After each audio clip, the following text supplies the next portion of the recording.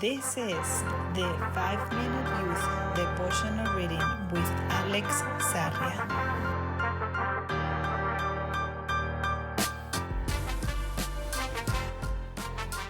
Love to God. Hecatomb of Love, January 12th. Solomon loved the Lord and followed all the decrees of his father, David, except that Solomon too offered sacrifices and burned incense at the local places of worship. 1 Kings 3:3. The word hecatomb is used today for an extensive loss of life, but in ancient times it had another meaning. A hecatomb meant a sacrifice of 100 oxen, well, of many animals. It was not necessary for them to be 100 or to be oxen. Such a sacrifice was very expensive and was performed in times of great hardship or great blessing. Solomon loved God, and he demonstrated it in common things, following the rules that his father, King David, had established. Love is usually expressed more comfortably in the small details, in the day-to-day. The young king respected his father's ruling and continued his teachings. He also made it evident in public events, in symbolic moments before the people.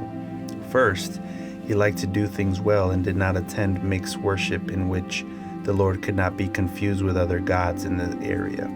So he only offered sacrifices and burnt incense in places that were clearly associated with the Lord. Second, he expressed his gratitude and love for the Lord in a big way. He didn't care what it cost if it was for the Lord. It was a message that the people certainly figured out. 1 Kings 3:4 says, "The most important of these places of worship was at Gibeon, so the king went there and sacrificed 1,000 burnt offerings." Yes, you heard that right. 10 hecatombs, 1,000 sacrifices. That may seem like a lot to us, but as I indicated, Solomon wanted to make clear who the Lord was and how much he appreciated him. What a declaration of love. One day, in that place, God appeared to him in a dream and reciprocated in appreciation. "Ask what you want me to give you." Solomon could have asked for whatever he wanted, absolutely whatever he wanted.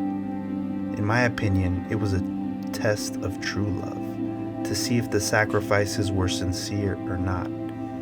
But Solomon asked God for wisdom to care for his people, and that was nothing more than continuing to manifest to the Lord that he appreciated him.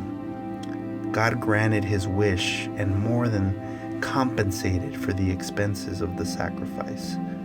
There never lived a wiser man.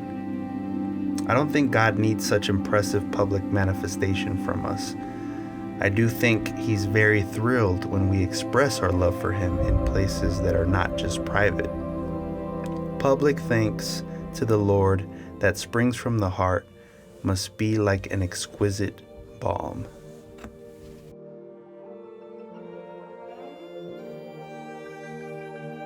Thank you guys so much for tuning in. If this was helpful for you, please share it with a friend. And if you haven't already, please subscribe. Always remember this: walking with God is the greatest thing you could ever do. You are his priority. Make him yours, and you will always live out your purpose. God bless.